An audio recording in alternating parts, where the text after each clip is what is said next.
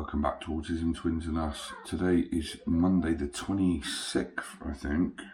Yeah, Monday the 26th, so it's like Bank Holiday Monday. So it's like sort of like the first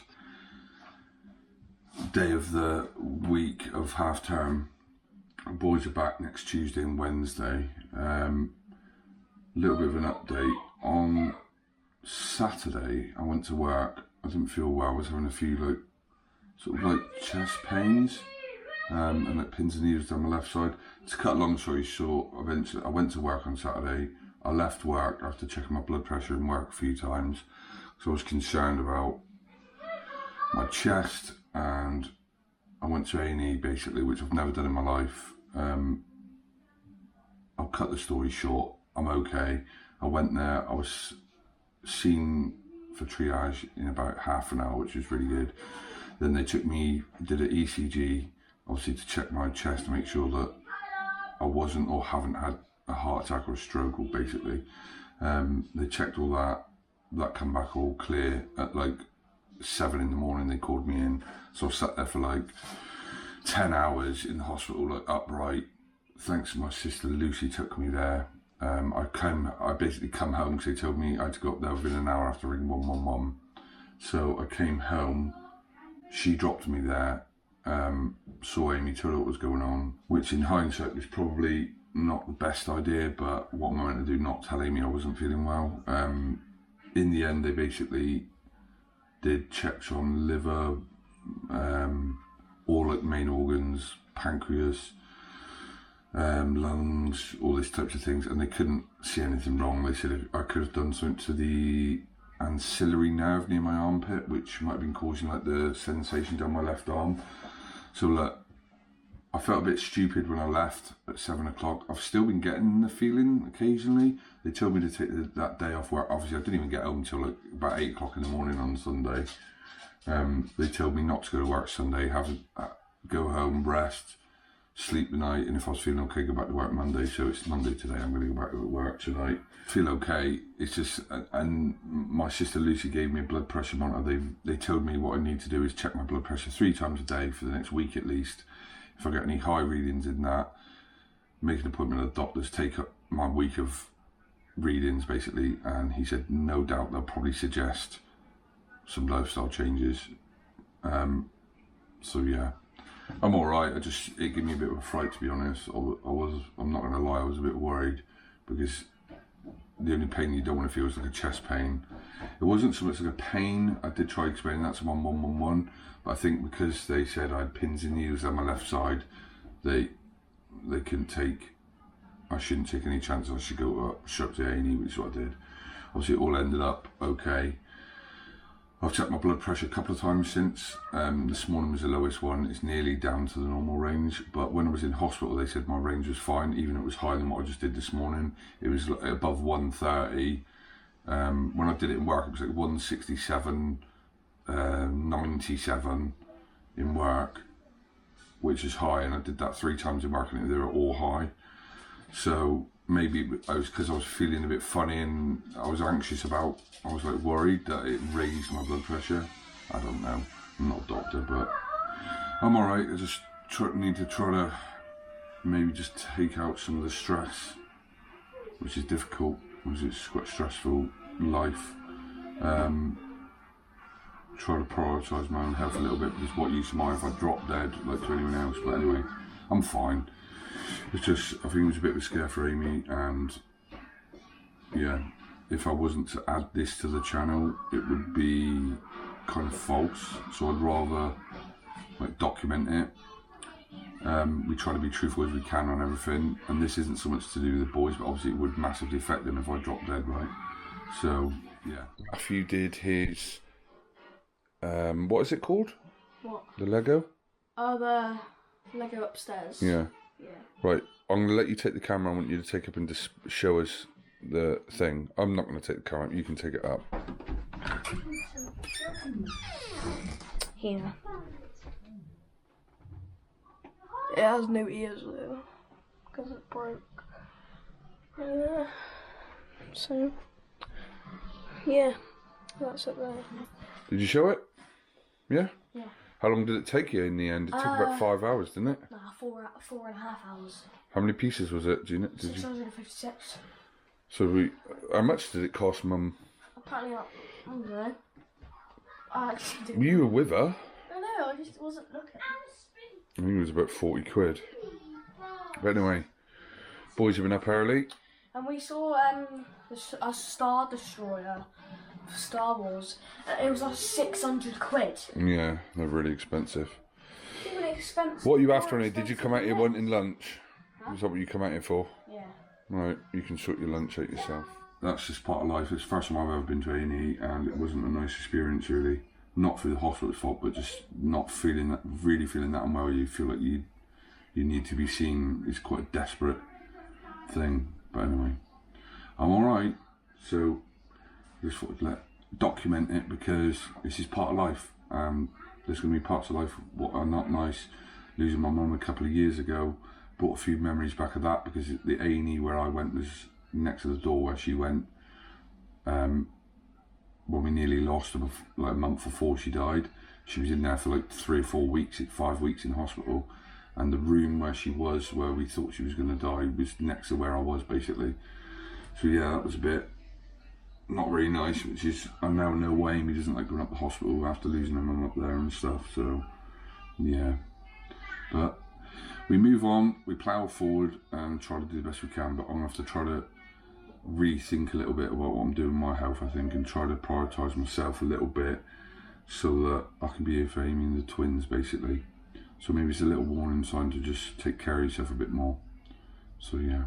So this monitor is one my sister lent me, a Vimic blood pressure monitor, which I've been doing. I only really started today. That's the perfect in front of you, 120/70. Mine this morning was 131/90, I think. I'm going to check it again now, see what's going. So what I have to do is plug this in. I think I can show you the previous one I had there, 138/92. That was my last. So I did that this morning. I'm just going to slide the cuff on. And I've been doing it standing up. It says as long as you do it the same every time. So let's have a look.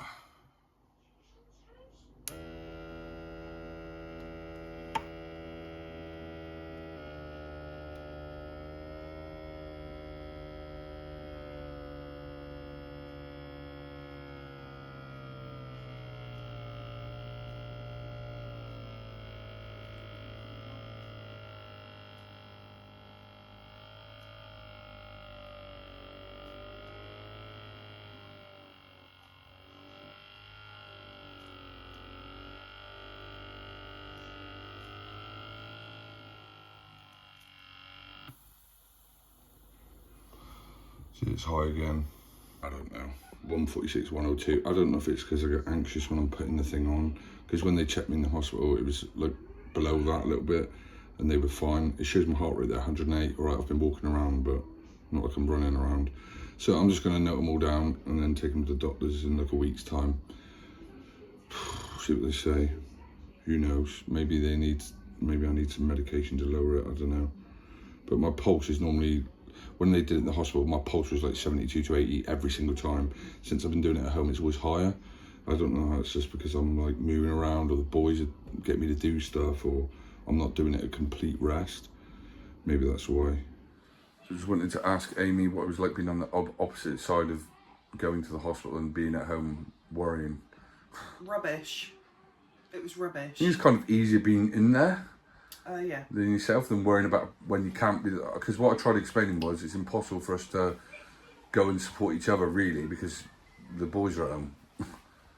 Same when you've been ill, it's difficult for me. Like, I've took you up there and been up there when you've been up there, but I can't be there all the time. Remember when you were in with your cyst for a couple of days? I was coming up when they were at school and then having to leave you up there all night, basically, because I can't exactly bring these two up there.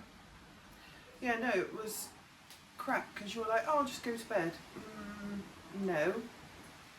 I wouldn't have been able to sleep anyway. I was so sick with anxiety. So I stayed downstairs and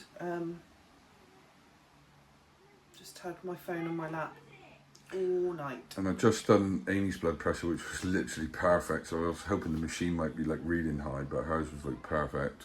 Yeah, but just give it a break for a bit because you're winding yourself up. I think because, well, the last one I just did, I just wrote it on the calendar, 145.97, which is lower than the one I recorded. So that's not, but when I was reading them readings in hospital, they were like, that's fine. They weren't worried about it. But when you check online that reading, it goes, that's hypertension, go to the doctor. Like, do you know what I mean? Don't lose any weight. Anyway, well, Amy doesn't want me to lose weight, even No. though that's what the doctor would suggest. If I got there with a week of readings that are all high, they'll say, you need to lose a bit of weight, is what they're going to say. Whatever. So yeah, that's just what it is. So it's not very nice being on the person at home, is it? No. It's horrible because you don't know what's happening Yep. all the time. And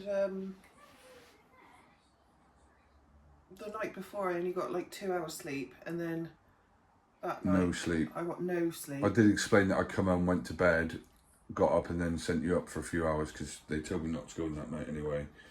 So I had a few hours, well, I slept till at midday, then I told Amy to go up for sleep. She'd been up for about 40 hours at that point, I think. It's crazy what you think about though when it's in a situation like that. I was thinking, if he drops dead and I get 10 grand, that's not going to go very far. He hasn't got life insurance. Yeah. How am I going to cope? Well, it's the same when you've been in there. And then it just wound me up because I thought, how dare you? How dare you? What did you text me? Tell what you text me. Don't you dare effing die. Yeah. Is what she texted me. Yeah. So it's kind of like a please don't die, but like a warning shot. Yeah, just stop. I was sat here thinking, no, just pack it in, don't. No. Well, at least they checked. What I'm glad about is they didn't just do the ECG, they did the bloods and checked all the other stuff and said everything's fine. So Yeah. maybe my anxiety's got the better of me and that's what's raising like my blood pressure while I'm probably worrying and stuff. Probably. But I've never been worried before about my own health ever. When have I ever been to hospital, to be fair, or doctors even? No, because you're a man, they don't do that, which is silly. That's Well, silly. I didn't this time, I went. Yeah, good. And even then I felt like I wasted people's time, No, worried you should people for always nothing. get that checked. So that's Dr. Amy's advice. She's been there more times than I have anyway. How many times have you been in hospital? Not including child stuff, child care and child birth and stuff like that. I've been in 4 or 5 times? Yeah, but no. Once when I had really bad tonsillitis, I stayed overnight, and then once when I had a Bartholin cyst. That's it. Okay. Well, thanks for your update. I thought it's fair to update when something's happened with me, considering normally I'm putting a camera in everyone else's faces when stuff's going on. You are. So it's fair to show the truth. Anyway, Exactly. hopefully I'll do my readings for the next week and we'll see what happens. If I go to the doctors, I will and see what they say. Yes, you will. Alrighty. So that's it. I'm going to end this video here. I didn't want to make it too long and it's already like 13 odd minutes long. But I thought it was only fair to document pretty much anything that happens, rather than it just be focused on the boys all the time. I know that's what probably 99% of you subscribers are here for. But if anything happens to me and Amy, it's going to affect the other one to be left here with the kids. So I think it's fair to document it. We've documented Amy when she's been in the hospital, or had any health issues, and I think it's just fair to document like the whole truth rather than just pick bits that we want to share. And hopefully it'll make me accountable to lower my blood pressure if that's at all what it was that's caused this feeling. But anyway, I'm alright, so no need for anyone to worry. If you're worried, I'm fine. Just maybe a little warning that I need to try to take it easy a little bit, but that's easier said than done. Yeah, so we'll see you on the next video, hopefully on a bit more of a cheery note. But I'm all good, and we'll see you on the next video.